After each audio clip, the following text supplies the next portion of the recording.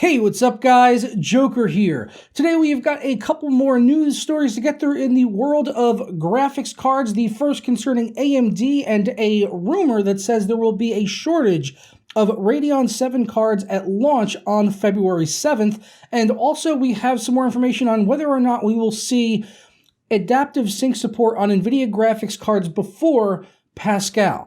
Today's video is brought to you by LevelGo.com, where you could save money on games and software for your Windows 10 PC. And if you need a Windows 10 key, they've got you covered, where you can get a Windows 10 Pro key right now for just $15.75. Also, Microsoft Office 2016 for under $30, or 2019 Professional Plus for just under $60. And if you use my code JKL10 at checkout, you'll save 10% off your software purchase when you hit up LevelGo.com with the link down in the description below. So let's start things off with the Radeon VII shortage. This came about a few days ago. People were saying that there was going to be less than 5,000 actual units available of Radeon VII cards, and that there would only be the reference cards from AMD, which you saw probably, I covered it at CES, you probably saw the card. If not, you'll be seeing it on your screen right now because I'll be putting it there. And yeah, so a lot of people were saying there's going to be a shortage on these cards, and Lisa Su and AMD were quick to come back at this and say, and I quote here, "While we don't report on production numbers externally, we will have products available via AIB partners and AMD.com at launch of February 7th, and we expect Radeon VII supply to meet demand from gamers." Now, the second part of that, being able to meet the demand of gamers, obviously you could take that a variety of ways, but it seems like they are trying to, at the very least, put to rest any rumors that there won't be enough cards at launch, and whether or not their expectations of how many people are going to buy Radeon 7s are high or low, remains to be seen. So they won't give us an actual number of how many cards there will be, which I didn't really expect them to do.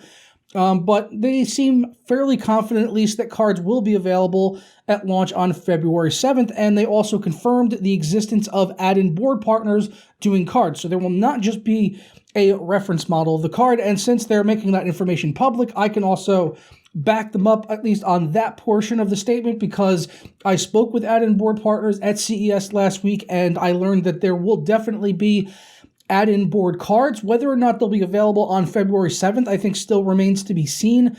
I know some of them are kind of on a delay right now because they found out about Radeon 7 right when it was announced at CES, because AMD kept it a big secret, at least from some of the board partners, and they're not expecting to have cards until several weeks out after the launch of Radeon 7, and I won't say who my sources are on that for obvious reasons. Now, whether or not there will be any board partner cards at launch, I think is let's say it's a possibility, and I'll explain why. Because if you remember when Vega 64 came out, Vega 64 and Vega 56, there were no add-in board partner cards to be found for months, with the exception of one board partner, which was Asus. They had Vega cards almost immediately right at launch, at least on paper. I mean, there was maybe some out there in the wild that you could pick up, but for the most part, they were very difficult to actually get a hold of. But there were reviews, you could actually see the cards, they were out there, and you could technically buy them, and they existed at the very least, even if they weren't very readily available. But Asus had a card right at launch with that, so I can't confirm anything. I don't know for sure. I don't know at all, but if maybe we could see one or two brands right at launch, maybe Asus like they did with Vega, it's a possibility. We'll just have to wait and see on that. But I know that besides anyone from Asus, the best I know, they won't be for several weeks out after launch. So that's something you should keep an eye out for.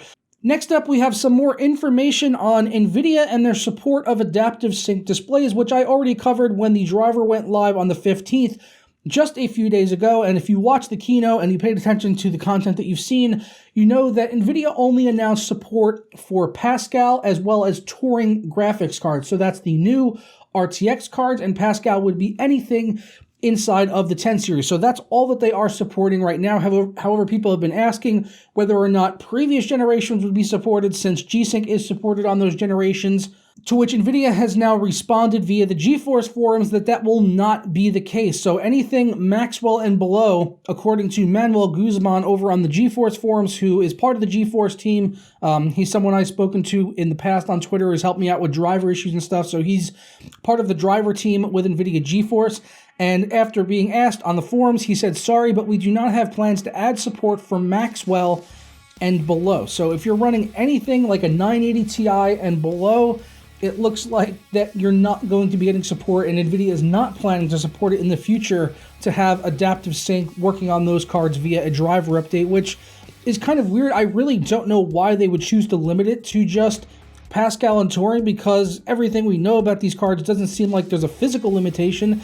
It just seems like Nvidia is deciding to lock it down to those two generations for, I guess, whatever reason you could possibly hypothesize, which we don't know for sure whether or not it's that case, but it could be for any number of reasons. Maybe they want to push people into buying new cards, whatever. Let me know down in the comments below why you think they would limit it to just Pascal and Turing cards in future generations, I'm assuming as well, but not even on the 900 series, which you could definitely use with G-Sync, but for some reason not with adaptive sync. It just seems kind of odd on Nvidia's part to limit it that way. So let me know down in the comments below what you think about Nvidia limiting it to those two generations. Also, the Radeon VII shortages, if you're going to pick one up, will you wait for a board partner card?